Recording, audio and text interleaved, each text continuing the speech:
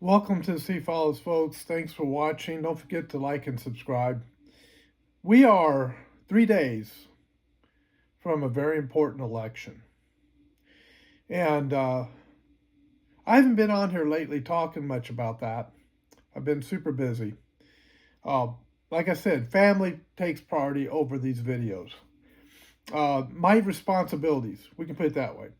The responsibilities I'm taking care of on a daily basis, they take priority over me making these videos. But when I get the opportunity to sit down and make one, I want to do so because, yeah, when you get older, you get a sense of mortality that you don't have when you're younger.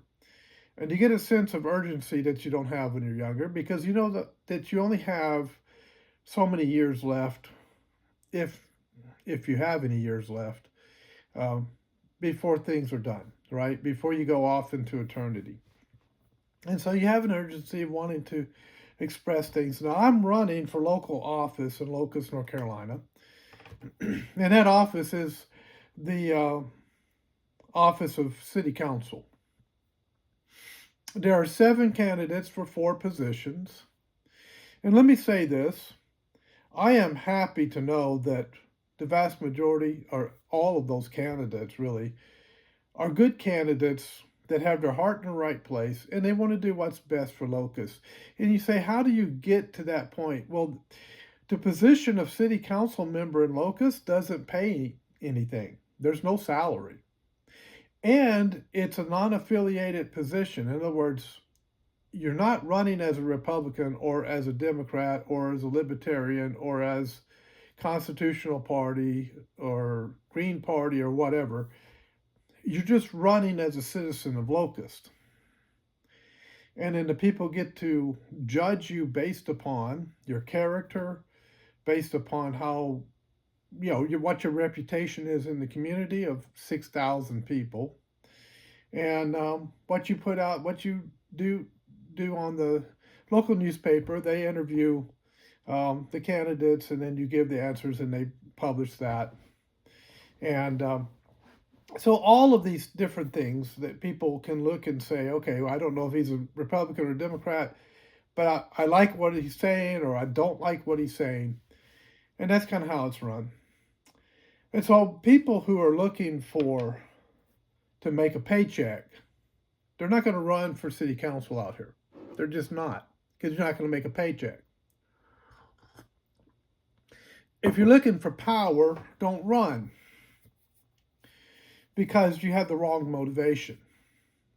The only reason to run for city council in Locust is that you want to help the community. That's the only reason. You want to be a part of solving problems and having good solutions to the problems that might plague the community. and to make the community even better, the city even better than what it is now. That's the reason to run. And wouldn't it be nice if we had nationally, we had politics set up that way, rather than this adversarial us versus them, they're the enemy scenario that we have now. I'm not saying that when evil raises its head that we just ignore it and don't call it out. That's not what I'm saying. But what I am saying is, one of the things that the people who are trying to take over our country and destroy it, one of the things they're doing is they're pitting us against each other. And it's called divide and conquer. So we have to be careful with that. Now, millennials and Generation Z, maybe not so much Generation X because they're older. They come in just behind me. I'm a baby boomer. But the millennial generation and Generation Z have been hit hard over the last 8 years or so. Well, since the pandemic, they've been hit hard. And there's 3 things that have hit them hard, and that is the pandemic, deflation of our dollar, and inflation, the prices going up. It's the perfect storm. And so when Generation Z and millennial generation are complaining, saying it's hard to buy a house, it's hard to live, it's hard to pay for things. Well, that's absolutely correct. And I don't fault you for saying that. Let me lower this just a little bit. There we go. I don't fault you for saying that because it's true. My wife and I, we didn't buy our first house until we were 40 years old. And then we barely got into that house. And part of it was in the 1970s, during the Carter years, two things occurred. The economy dropped really hard, and the Iran hostage situation occurred. And part of the reason I went into the military was because of the Iran hostage situation, where I wanted to be a part of rescuing our people out of, the people, our citizens who were taken prisoner by Iran out of our U.S. embassy. They raided our U.S. embassy and took hostages of the people who were there. And I was, rah rah rah. Let's go get Iran for taking our people, right? So I joined the military. But I also remember double-digit inflation. I remember the gas lines. I remember how tough it was then. And I remember how it got better in the 80s. But even in the 80s, I mean, my wife and I were starting out in life and we were struggling to make it for a while. At the age of 40, we were finally in a position where we could buy a house. Now, this was in Southern California, so, houses were extremely expensive. And uh, we barely got in the house, and then we had to make sure that we didn't go into foreclosure after getting the house. So fortunately, we were smart enough to get a fixed rate loan, not a variable rate loan, and one with a balloon payment where you get hit suddenly. All you do is pay an interest so you can afford the house, and then all of a sudden you get hit with this huge bill and you can't afford to pay it. That's a balloon payment. And then you default on the house and go in foreclosure. That happened a lot, and that's what caused the housing crisis to occur. But none of that compared to what has happened since the pandemic. The pandemic had severe psychological effects on Generation Z, I'm sure. Having to wear that mask at school, having to be forced into medical tyranny, and other things that were not good. Okay. Now, that's an element that happened this time around that did not happen in the 70s. Economically, it's very similar to the 70s when we had double-digit inflation, and it was impossible to buy anything because prices were so high. Inflation was just crazy.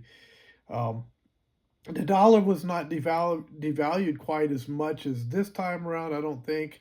But right now, the dollar is very devalued, and that's the Federal Reserve dollar that's devalued.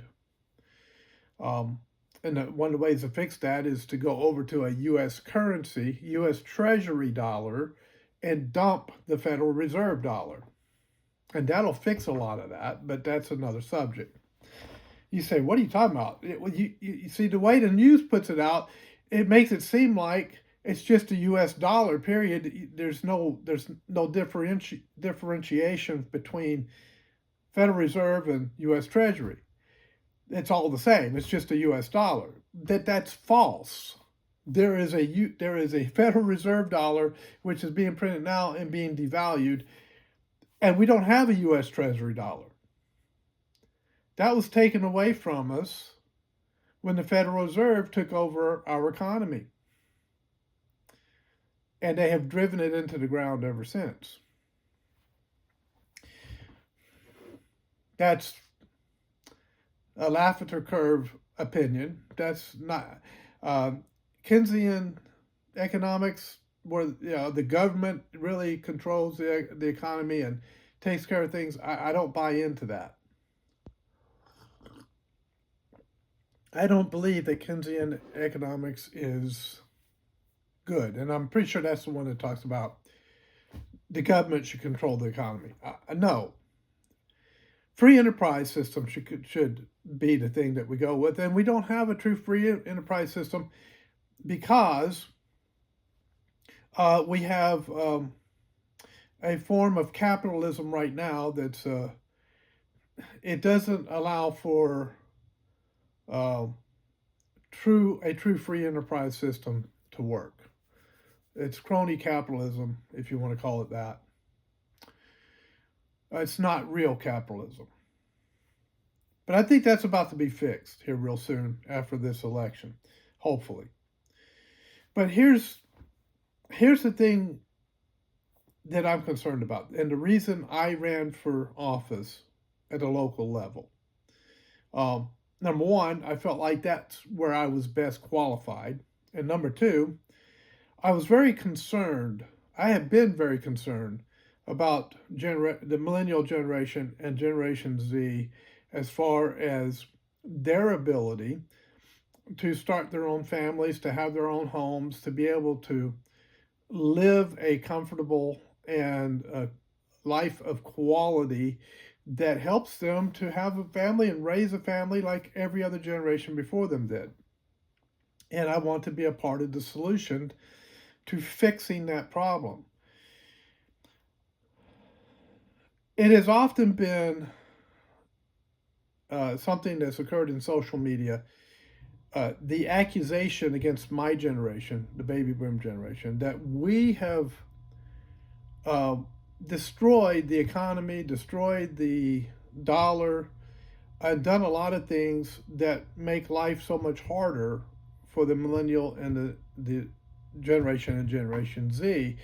And there is some truth to that because we bought into some lies that we should have never bought into. And I think now is the time for my generation to stand up and say, we were wrong in some of the things we've done. It has harmed the next generations coming after us. And however, we recognize this and we're going to do what we need to do to fix it. We're going to fight until the Lord takes us home to try and fix the problems that we have created. And the only reason we created them is because we bought into the globalist line. We believed the news. We believed the globalist. We bought into everything they were selling because the news was selling it to us through their Tavistock propaganda machine. And we just bought into it. And that was our major mistake. Believing their false narrative was the thing that hurt the next two generations. Fortunately, the good news is there's a rebellion against that now. And hopefully, enough of my generation will say, you know what, we've got to correct the wrongs, that we will be able to do that. And I think we're seeing that happening as more and more support for having a border that protects our nation from an invasion and standing against the globalist mentality of everything needs to be worldwide, global, and no borders for nations. And, you listen to us, you do what we say, you have no say.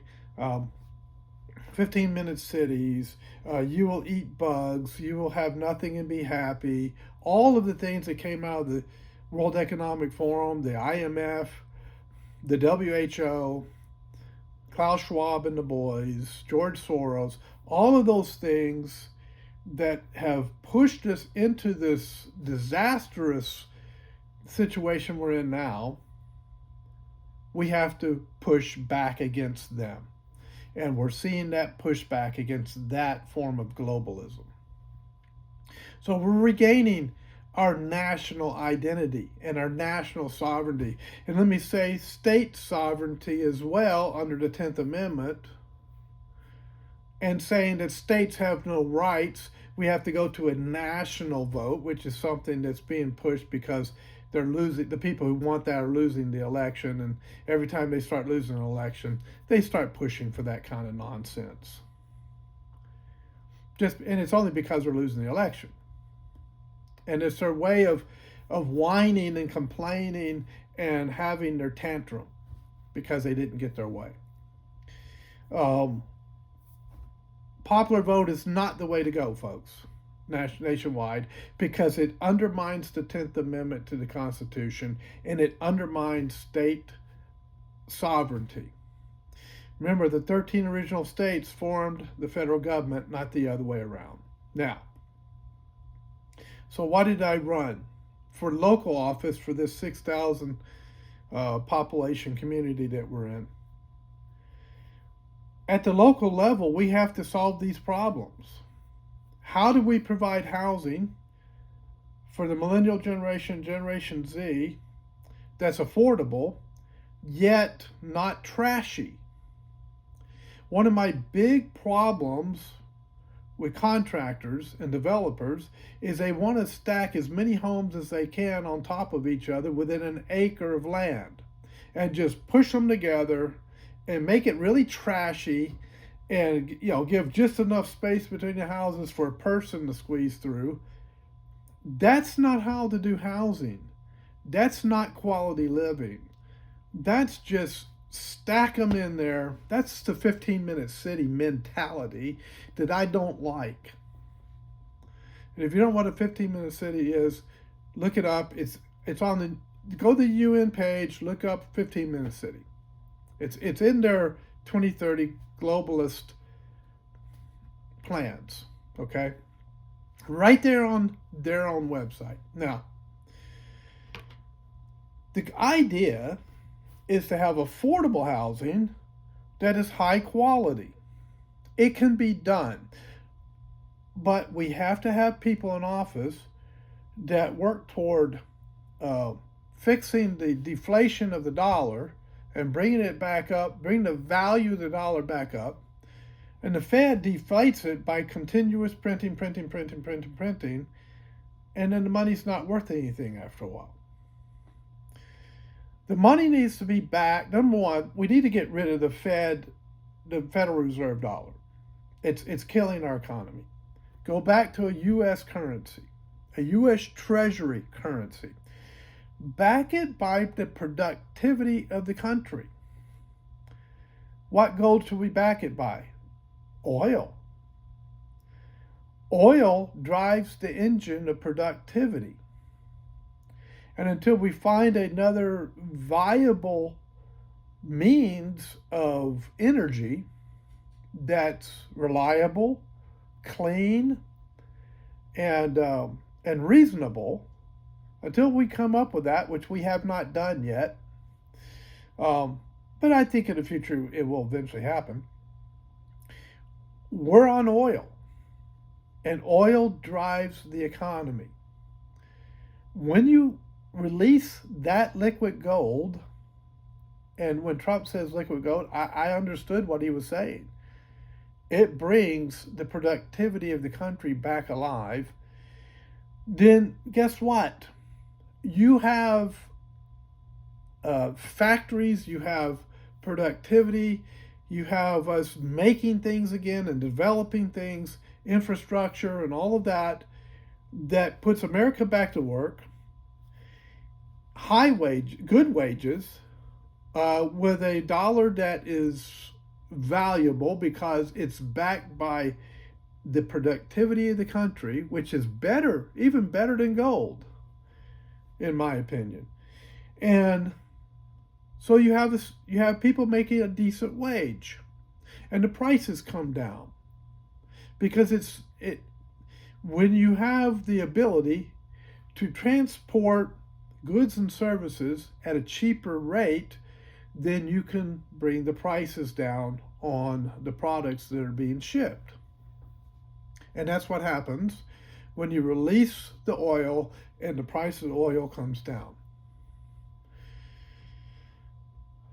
So that takes care of the deflation of the dollar.